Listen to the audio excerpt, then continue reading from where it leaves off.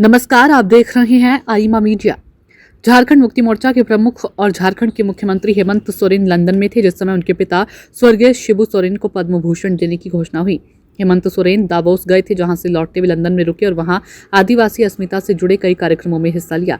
वे मरांग गोम के जयपाल सिंह मुंडा के कॉलेज भी गए और उनसे जुड़ी चीजें देखी। पद्म भूषण की घोषणा के बाद उन्होंने सोशल मीडिया में एक लंबी पोस्ट के जरिए पूरे झारखंड और वहां के लोगों की ओर से केंद्र सरकार का धन्यवाद दिया।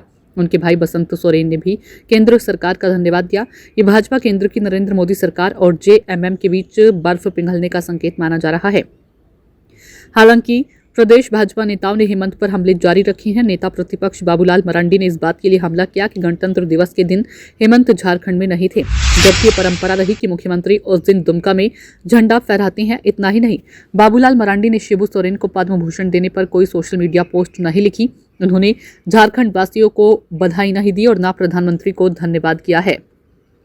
इससे तो ये जाहिर हुआ कि झारखंड को लेकर केंद्र सरकार और भाजपा के केंद्रीय नेतृत्व के मन में कुछ और चल रहा है, जबकि प्रदेश नेतृत्व अलग लाइन पर है। जानकार सूत्रों का कहना है कि जेएमएम के साथ पिछले कई महीनों से इस बात को लेकर चर्चा चल रही है कि भाजपा और जेएमएम में तालमेल हो जाए, हेमंत सोरेन मुख्यमंत्री बने रहे और भाजपा उनकी सरकार में शामिल हो जाए।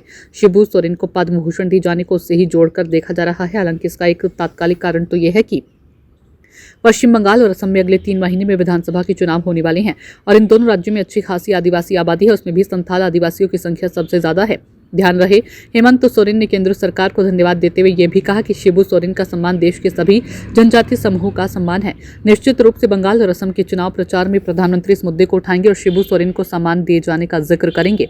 बहरहाल ऐसा लग रहा है कि झारखंड में गठबंधन और भाजपा के हेमंत सरकार में शामिल होने की बात पूरी तरह बन नहीं पाई। हालांकि शुरुआत हो गई है। बताया जा रहा है कि अगर बात बन गई तो शिबू सोरेन को भारत रत्न या कम से कम पद्म विभूषण मिलता। ध्यान रहे, मोदी सरकार पर पहले भाजपा के धुर विरोधी रहे मुलायम सिंह यादव, शरद पवार जैसे नेताओं को पद्म विभूषण से सम्मानित कर चुकी है। शिबू सोरेन को पद्म भूषण मिला तो उनके बेटे बसंत सोरेन ने इनको भारत रत्न का हकदार बताया। सो अभी थोड़ा इंतजार करना होगा। दोनों तरफ से टकराव कम हुआ है, थोड़ी नरमी आई है तो आगे का रास्ता भी बनेगा। जेएमएम से तालमेल का भाजपा को यह फायदा होगा कि आदिवासी विरोधी होने की उसकी छवि बदलेगी।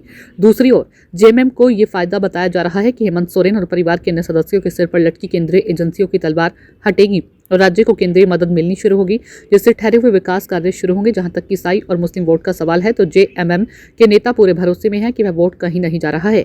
हेमंत सोरेन भाजपा के साथ भी रहेंगे, तब भी ईसाई और मुस्लिम वोट उनके साथ ही रहेंगे, क्योंकि दोनों समूह को पता है कि वे अपने दम पर कांग्रेस को नहीं जिता सकते हैं। आईमा मीडिया को यदि आप यूट्यूब पर देख रहे हैं तो कृपया सब्सक्राइब करें। सोशल मीडिया या फेसबुक पर देख रहे हैं तो फॉलो करें और हाँ, कमेंट बॉक्स में हमें अपनी राय अवश्य दें।